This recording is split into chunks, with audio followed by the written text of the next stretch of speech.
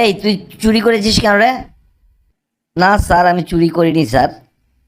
তাহলে বল তো, ওই চুরি করা ঘড়ি তোর পকেটে এলো কিভাবে? আর ওই সময়টা খুব খারাপ ছিল স্যার, তাই সময়টা পকেটে নিয়ে এসেছি। ডাক্তার সাহেব, আমাকে বাঁচান ডাক্তার সাহেব। আমার মনে হয় আমি অদৃশ্য হয়ে যাচ্ছি। কি বলছেন এসব? আর কে আপনাকে এ কথা বললো? এখানে তো কেউই নেই। এই যে ভাই, এই জুতায় কি পানি ঢুকবে না? না স্যার, একেবারে ওয়াটারপ্রুফ। এই জুতায় একদমই পানি ঢুকবে না। তাহলে বলুন তো, আমার পাটা ভিজে গেল কিভাবে? ও, এই ব্যাপার।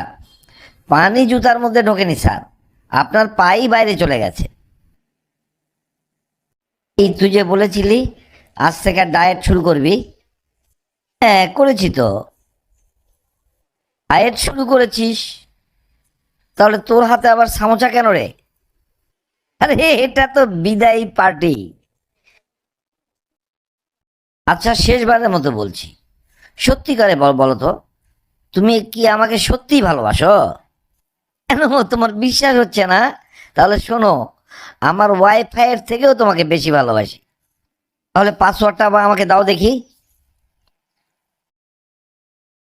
উকিল সাহেব, আমি কি সত্যি মামলাটা জিতবো? একটা কথা আপনাকে কতবার বলবো, আপনি যদি টাকা দেন তাহলে আপনি মামলাতে জিতবেন, আর আমি জেতাবো। একেবারে পড়াশোনা নাই। কি রে এই, তুই পড়াশোনা না করলে বড় হয়ে কি হবি? তাহলে শোনো বাবা, বড় হয়ে আমি বিরাট একটা ইউটিউবার হব। ওহ, তাহলে তো খুবই ভালো রে।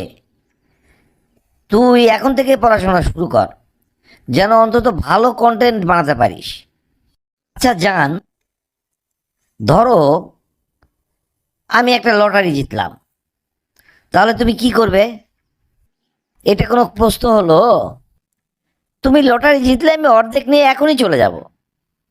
আচ্ছা ঠিক আছে, তাহলে আমি এই যে 100 টাকা জিতেছি, এই নাও 50 টাকা, এখনই যাও।